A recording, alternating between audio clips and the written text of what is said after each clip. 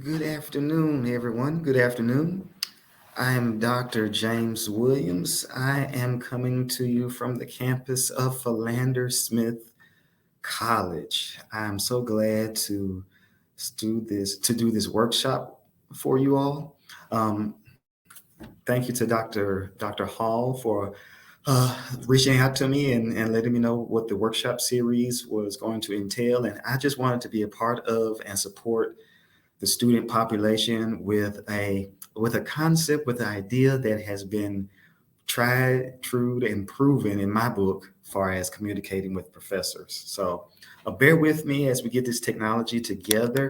I want to make sure that you all not only can hear me, but can also follow along with what I'm talking about. Again, today we're looking at the art of finesse, learning how to engage in class and effectively communicate with your professors. So, again, thank you for allowing me to present this information to you. And I hope you walk away with something that helps make your collegiate experience all that more satisfying, okay? All that more engaging, even. Okay, let us begin. Let us begin. So, what I want to do now is begin with what we might call an overview.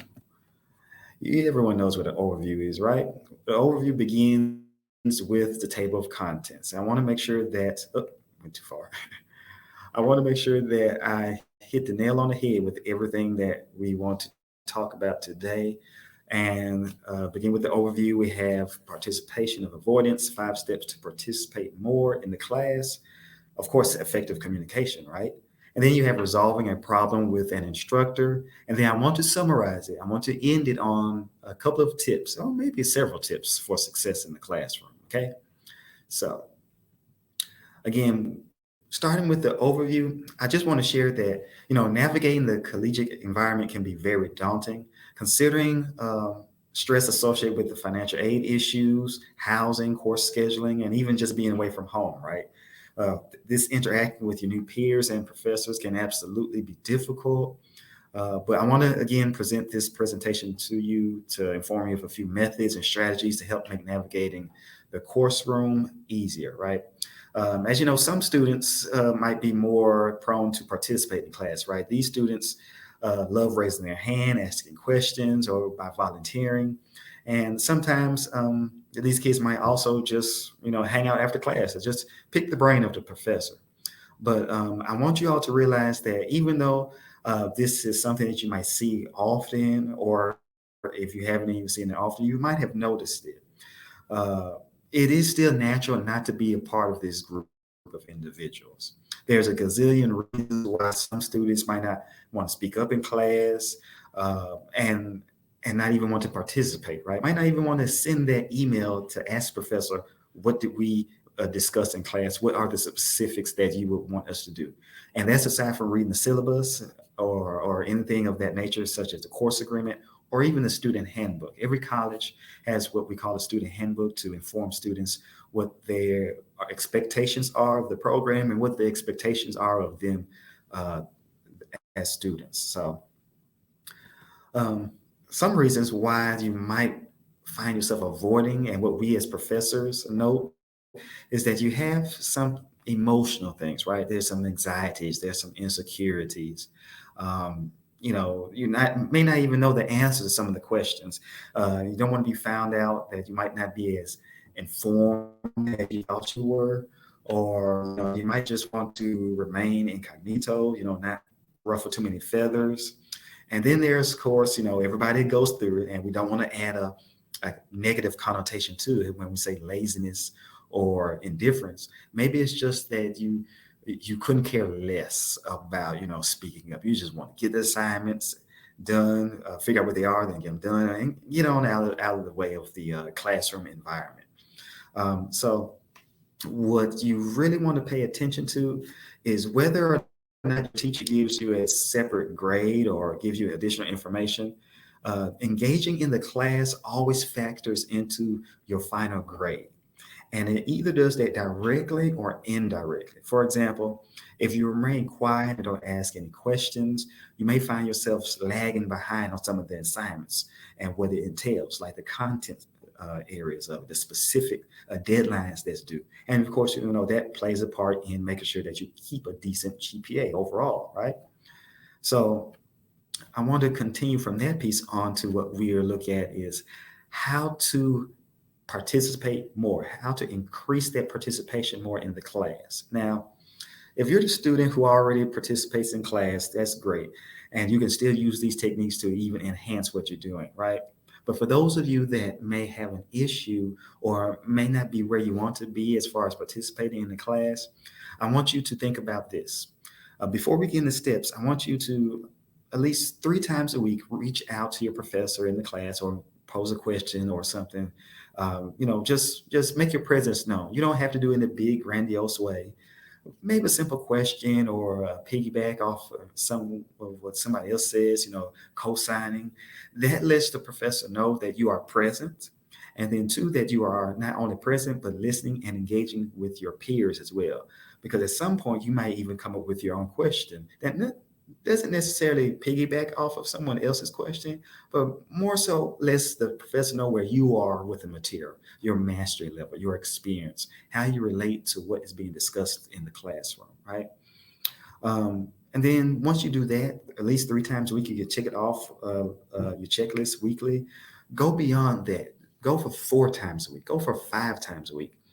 Ultimately, the goal, depending on the size of the class and whatnot, is to engage in some manner where you're able to ascertain and to retain what is required of you in that particular class.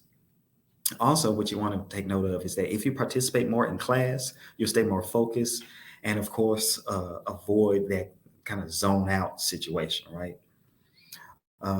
As we all know, or if you haven't known before, I want to reiterate that many teachers, many professors, they assign participation grades to students. So participating in class not only improves your grade overall, but also shows your teacher that you are a good student, okay? Speaking up even shows that you are interested in the class and that you're not just another seat filler, Now, once you make that wicked smart decision to speak up, to participate in class, you want to keep note of what you're doing and if you can increase more. And this is a great segue into these 5 steps, right? These 5 steps of participating more in class. Just think out loud. I want you to think out loud in terms of this. Whatever relevant thought pops into your head, it doesn't have to be a brilliant idea. It doesn't have to be perfectly formed out, but it's still a thought, right? And so instead of keeping your thoughts to yourself, you want to raise your hand or work out the idea. And considering how big the classroom is, make sure you get the teacher's attention so that when you voice what you're thinking, it kind of mirrors or reflects what's going on as far as the discussion, right? Again, it doesn't have to be a complete thought. It's okay if you begin with, I'm not sure how to phrase this, or how should I put this? I'm trying to find the right words. More than likely, your teacher is going to pick up on that and help fill in the blanks with you, especially if they see you struggling to form your idea, right? A partial comment or question even is better than nothing. And we definitely want to make sure that you get what you're thinking out so that it doesn't bottle up and you find yourself after class thinking, man, I should have asked that question. I should have asked that question during class. Why did I do that, right? So you want to keep that in mind. Just think out loud a little bit, right? The second thing that we want to look at is resort to how and why questions, right? The idea here is when you can't quite form your thought process and you want to get a little bit more information to do so, this strategy is the perfect shortcut, right? You can just ask why or how. Ideally, you wouldn't want to just shout out why or shout out how, but instead complete the phrasing like this, right? Why did the character do that? Or how did the war affect the country 20 years later? Now, of course, here's the secret. You want to make sure that when you ask these questions, you know that you don't feel as if you asked what we might call a dumb question. And even though the slogan or the idea is there's no dumb questions, we know for ourselves that we might feel like, I shouldn't have asked that question. I should have left that alone, right? But still, you want to ask questions anyway, even if it just starts out with how and why. That gets you in the ballpark. That gets you in the game of the class to say, okay, I'm present, I'm paying attention. I just need more information to formulate the next thought and my next comment and carry the class discussion along, right? Just ask away. Ask away. Asking these types of staged questions is excellent practice so that when you hit those 3 times a week interaction pieces or 4 times or how many times that sets your goal weekly, you get accustomed to not just hearing your own voice, but also it's like a dress rehearsal, right? For the real questions, the real comments that you'll eventually get skilled at contributing. At some point, even you'll actually lead the discussion of the class because at some point you might find that you yourself has the most relevant experience to the topic being discussed. And that just makes for a better class environment, right? A better class engagement when there is different input or even output, if you would say, aside from the perspective of the instructor or the teacher, right? Thirdly, what we want to talk about or look at as far as these steps go is if my screen go here, is using the terms I wonder, I'm confused, or I want more. Now, these are not necessarily questions, but more so comments, right? This class participation strategy can be considered a great way to get your participation points, without having to think about what you're going to say or even asking a direct question, right? It, of course, might sound a little superficial, but still, you're voicing your self in the classroom. You're being heard. You're speaking up. You might even sit a little different. You might lean forward. You might really be seen as somebody that's wanting to get more out of the class and not just somebody that's sitting in the back of the class, not paying attention, zoning out, even on the phone, right? So what we also want to look at that these types of questions or comments, you can also add in the extra, can you please explain that a little bit more? Can you please explain that a little different? Aside from just the I'm confused or I wonder. Worst come to worst, you could even just say, could you restate that, Dr. So-so or Mr. So-so? That way, you don't necessarily bog down the class with background information of them having to repeat themselves, but you're allowing someone else in the class maybe the opportunity to hear what was just stated, right? So therefore, everything works a little bit smoother. All right. So the next thing is that what we want to look at is sharing a relevant story, right? When the teacher explains something to the class and it reminds you of this one-time win, then speak up, right? Sharing in the classroom often helps people understand your perspective and how it relates to the topic of discussion. You might find yourself listening to the professor or the teacher doing it regularly, right? When they explain a topic, they might relate it to a real world experience. So if your teacher, for example, talks about World War II and your grandfather has some World War One or two memorabilia, go ahead, tell the class about it, right? Or even if it's something local, something political.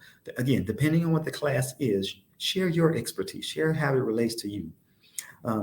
This helps not only get you involved, but helps keep the momentum going of the discussion. And again, I can't really iterate enough about the movement of the class discussion because as you continue the discussion, you're talking about and you're analyzing and you have critical thought processes about how to apply the content, right?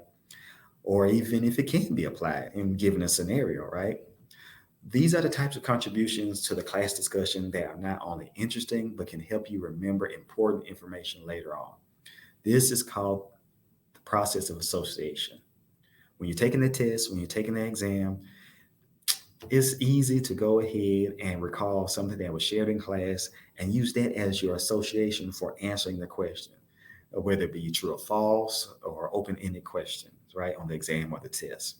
Because you related it to something that you're familiar with, then you can go ahead and put in the information that you very well discussed in class. It'll be around in the ballpark of what was discussed. So the verbiage, the language will come back. It'll just pop up in your memory, right? You might not even realize that you're doing it. but because you experience or use this strategy in the class, it shows itself. It's reflected in how you learn. Now, the fifth thing that we want to look at for our C steps go is this: volunteer. This is self-explanatory, of course. When an opportunity comes up to the group leader, write something on the board or even pass out papers, take it. These gestures absolutely count as class participation, right? You want to make sure that if the opportunity presents itself to be a group leader or write on the board, take it. Now, you may find yourself being on the outside of the discussion, but you're also still being engaged, right? You're participating. So if the opportunity subsequently comes up where you can actually voice your opinion or perspective, you're in like a what we might call a leadership role, right? You're able to take in information and share with others. Kind of like the sharing a story thing, but at this point, you're actively doing, right? You're not reactively doing it. So I myself have found that very helpful over the years. Whenever I've given the opportunity to be the teacher's assistant or to lead a group discussion or to build a project, that helped me ascertain what we're talking about, analyze the connotative and denotative pieces or aspects of the project, and thereby gain a greater understanding of the topic. It was really helpful down the line when there's more of a hands-off approach to the instruction methods when you're in your graduate program or even in your doctoral program, right? You've persevered and you've pushed to the point to where you are asking fewer and fewer questions, and the expectations of you are such that you should be able to provide the answers, if not show how you can find the answers, right? Next up, what we want to look at is this.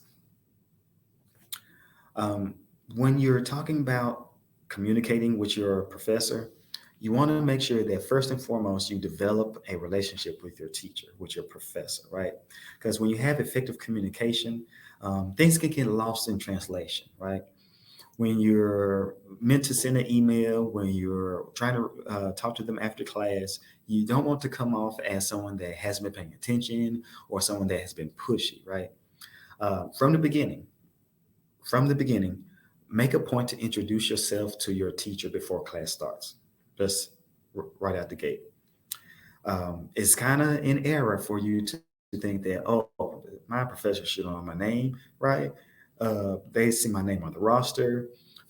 They've had me in a prior class. You want to make sure that you reintroduce yourself. Say, hey, Mr. So-and-so or Mrs. So-and-so or Dr. So-and-so, I'm so-and-so, right?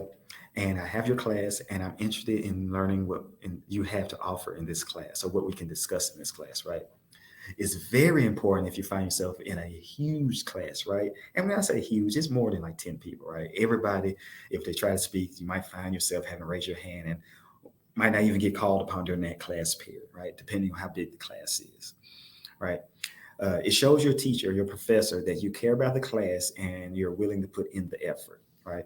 Just like you did in high school. You want to make sure that at this juncture, if you did go to high school, I know some of us, like myself, were homeschooled and earned their GED.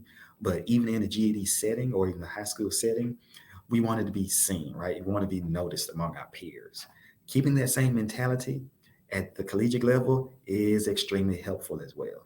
So when we talk about effective communication, every college student is given a free email account, right? Free email account so that you can contact your peers, so you can contact your professors, your advisors. This is an important tool, right? And as I have it here presented, it looks more serious than your personal email, right? It has not those little catchy names that we might use. You have less issues with spam because the school, the IT program is taking care of that, the server and the security issues.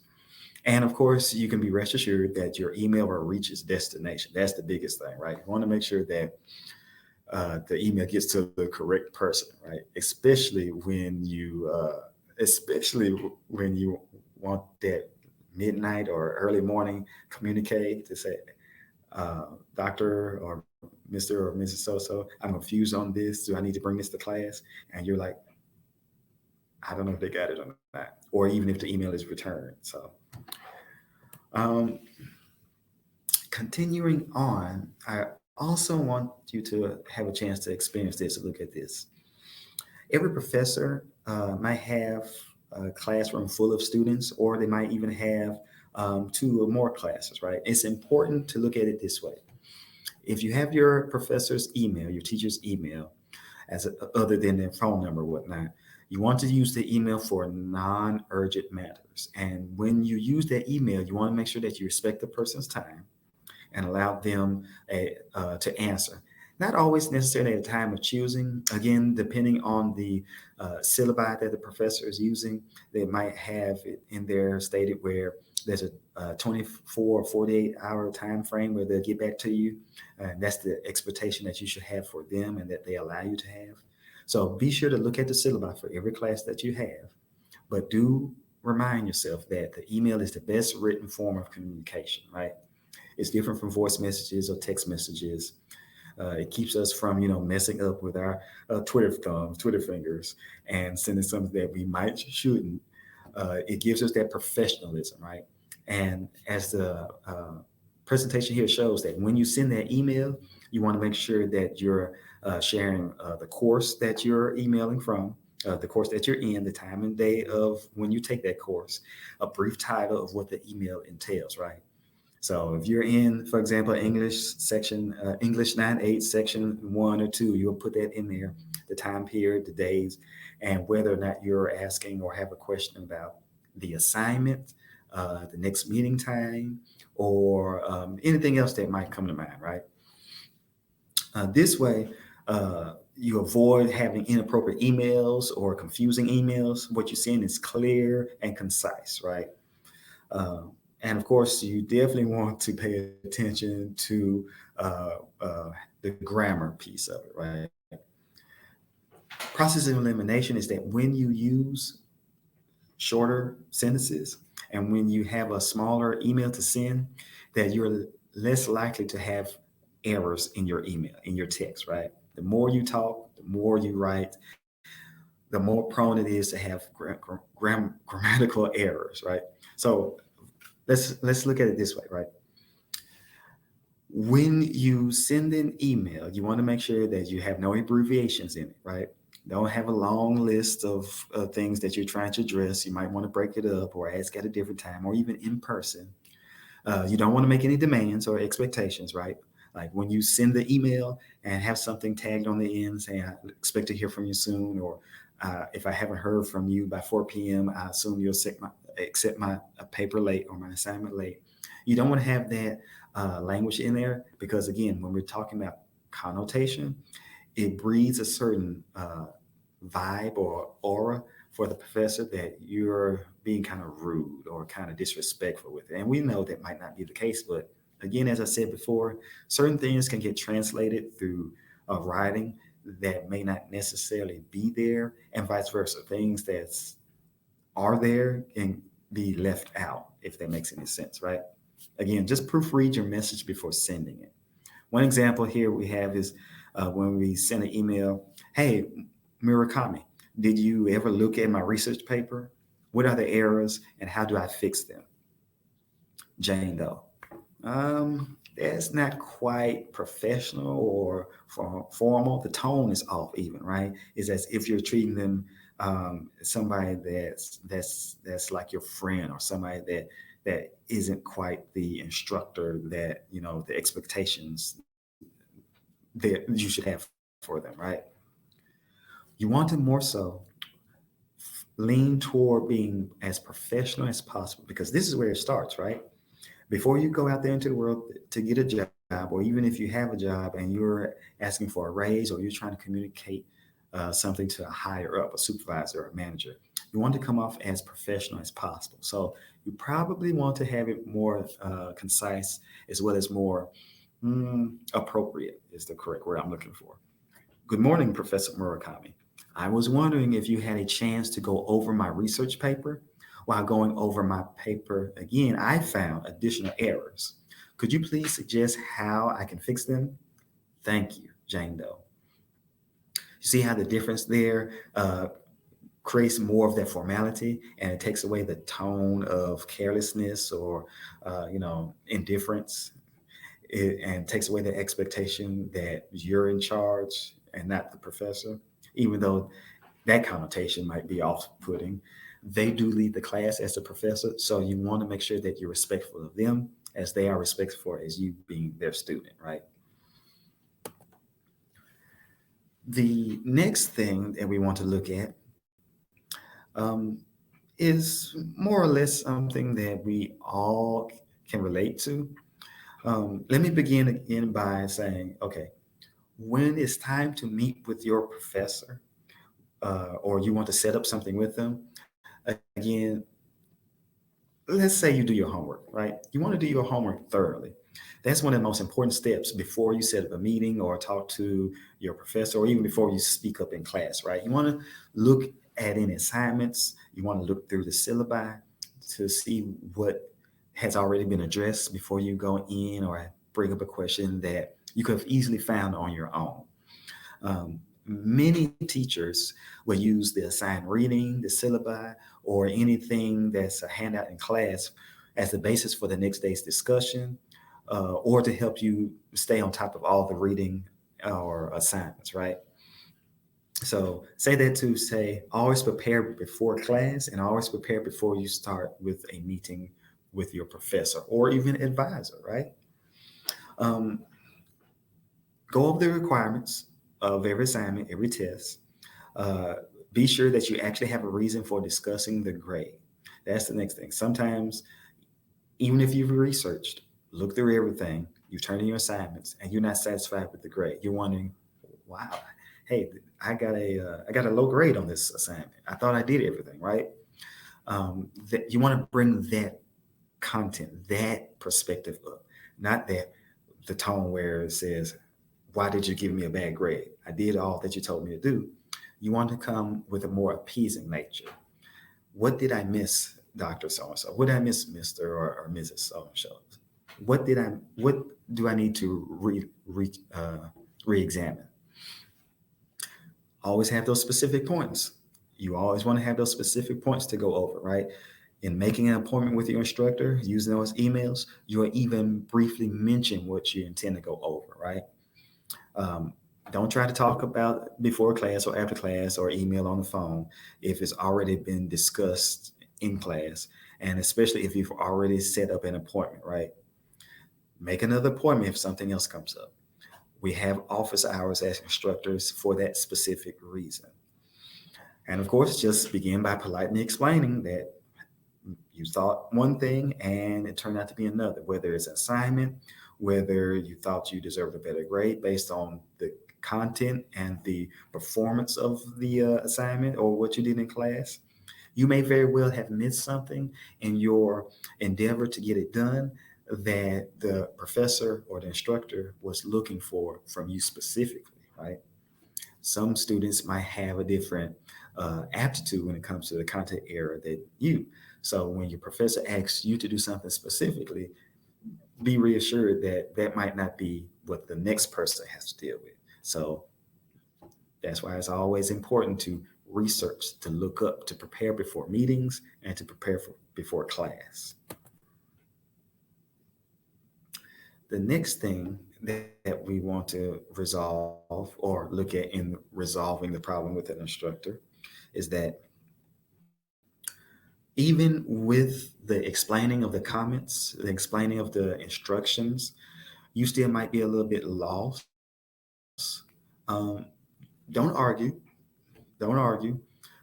For example, when you argue, it shows that you're not having really good listening skills. You're trying to battle and get them to bend to your will. When maybe it's an exercise in decorum. Maybe it's an exercise in ensuring that the material is presented in a certain way. The difference between doing APA in college and doing MLA maybe at the high school level or the K-12 level lets you know that there's going to be some transitional changes. And with those transitional conflict, rather, is what I'm looking at. The transitional conflict happens when you're going from one method, switching from one method to the next. And so when you're looking at that, of course, they might be reflected in the grade, but at the same time, if it presents the opportunity to improve your skill set, take it. Again, the professor is the head of the class, the instructor is the head of the class. So it's run at their discretion. So if you're consistently participating in the class, engaging in the material, asking questions, setting up meetings when necessary, that speaks well of you. And then it also speaks well of the professor when you allow them the space to conduct the class as they see fit, right? Again, there's checks and balances where there's somebody else that does their job in administration and within the department and of course scheduling all that. But just between the two of you, you want to make sure that you have the easiest go about it, right? Don't make it harder than what it is. If you have a question, you have the right to have a question. If the professor answers it and you might not feel that that's the best answer, according to the handbook, you're welcome to seek that advice elsewhere. It might even from a mentor or advisor. But always go back, and I can't reiterate this enough. Look at what you've done with the material and with the product that you produce and see how best you can change it. It might be a little tweak that's needed. You might have left off a citation. You might have forgotten indentations. Believe me, when I was going for my doctorate, the main thing that kept catching me up was was the formatting of the indentations. I thought, I've got it. I've just clicked, set, and everything. But my professor told me that go back and check for every paragraph.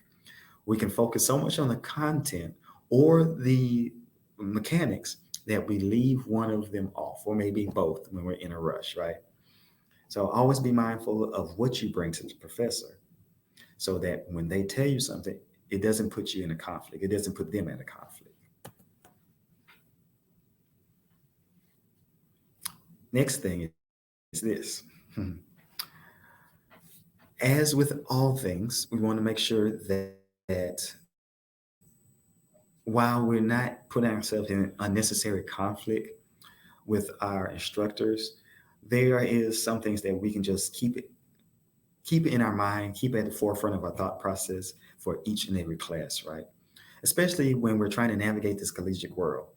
We want to make sure that we learn our teachers or our professors' style, right? It may take some time. You probably won't get it a good understanding in the first week or the first 2 weeks or even maybe that semester, right? You're just trying to get through the class. Whatever that pace is for you, take some time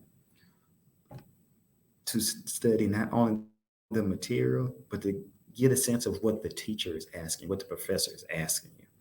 Some teachers can be more objective in certain subjects or more subjective. They might ask for more answers. They might leave it more, far as the discussions go, open for opinions and interpretations. You just want to make sure that you're participating and asking questions that help you in your environment. Again, there's no stupid questions. So here what we're looking at is just that, some tips as I summarize all of this discussion, this presentation, for talking with instructors and being more engaged in the classroom. When you have a question, ask it sooner rather than later. My friends, you want to make sure that you do that, because the later it takes for you to answer or ask a question rather, the further away from the understanding of the concept you get. I'm gonna say that again. The longer it takes you to ask the question, the further away from the understanding of the concept that you get. Because then you have to play catch up. You're not only asking one question, in some cases, you're asking two questions or three questions. Instead of how, you're asking how, why, and when. So when you have, for example, a professor inform you what this specific date is on the syllabi for this particular assignment, and that the due date is this, and the mechanics of the essay or whatever the case may be has to fall within this rubric. If you don't pay attention, you find yourself asking, when is the assignment due? It's on the syllabi. And even if the syllabi date has changed, right? You hadn't been paying attention. You hadn't asked any follow-up questions. So now it's the week of. You're asking, when is it due? Is it still the same format? How do I uh, send you the assignment? And questions of that nature. And so you're further away than when you first started at the beginning of the class, or when the professor first informed you of this particular assignment, right? Be prepared and plan your questions and comments in advance. Again, researching, looking up the information before you voice your opinion or your interpretation or to share your story.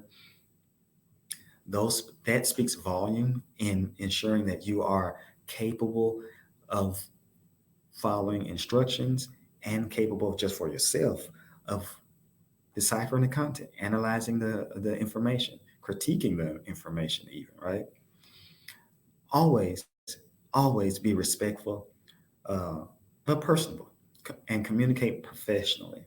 Even with your peers, if you're sending your peers an email, you want to make sure that you're not coming off rude or inappropriate or disrespectful. Um, because when you're in a pod, what we might say in the K-12 environment, a pod of learners where you're all trying to get to the same end goal of the course of the class, you might not have gained enough, or should I say, a different perspective on the topic. You might have been so linear that you didn't get the additional information that you could have got. You just followed the norm and left it at that. Um, that advances at this level as far as networking goes, right? You could have had additional information earlier, but now you're looking for it, right? Same concept. You're speaking with a professor, you're listening in the classroom, but because you put a bad taste in the professor's mouth with a comment that you made, um, we have to address that first before we can even move on, right? Be respectful, be personable, let them know that you're here to learn, and it creates an easier environment so that the professor then lets you know that, or even shares with you that they enjoy teaching you, enjoy walking with you on this academic journey, right? Watch your emails, watch your communications, and all that will align to ensuring that you get the best that you can get out of the learning environment, the best engagement that is. Be open minded, be ready to learn. Not necessarily avoid whining and complaining. Again, when we use these words, these languages, you have this negative connotation. Whining and complaining are some of those things that just detracts from the whole positive environment of learning. When you're complaining about this class is too long, or why do you have to do this assignment, we have to address that as well as instructors, right? Doing that takes away the time from actually having a decent and engaging discussion. That takes away from what you're able to get out of the classroom. If you're so focused on the intangibles, the peripheral things, that you're losing out on what you can really get out of the textbook, out of the class discussions, even out of the assignments, right? And just like I said before, I want to end on, there's no such thing as a stupid question. You can literally ask any appropriate question that may or may not be related to the topic. One, it helps you with your voice in the course room, in the classroom. And two, it keeps you near the content area, right? We're trying to navigate this thing. And so if you're voicing your perspective or something that is of importance to you, the professor, the instructor has the skill set to navigate and guide you back to the topic. At least they should. And I'm pretty sure all of us have that skill. When we're teaching these courses, when we're even doing it online, and you have a topic or something you want to bring up, we can relate it, we can bring it back to the forefront of how it connects with the content that we're trying to share with you. Because again, that makes it not a stupid question, but an open-ended question. How does this relate to that? How is this impacted by that? How does this help me in this area, right? Or because I've done this, can this? It's all those critical thinking questions, those critical processes, those analytical skills that help us grow beyond what we're used to, right? So, again, with that, I just want to thank you all for watching this, listening to the workshop, the presentation. If you have any questions, please reach out to everyone that you can, whether that be your advisors, your classroom professors. If you're able to get the ear of the vice president of academic affairs, associate vice president of academic affairs, all of these people are here to help you in this academic journey, me included. I'm Dr. Williams, and I hope you have a great day. Thanks.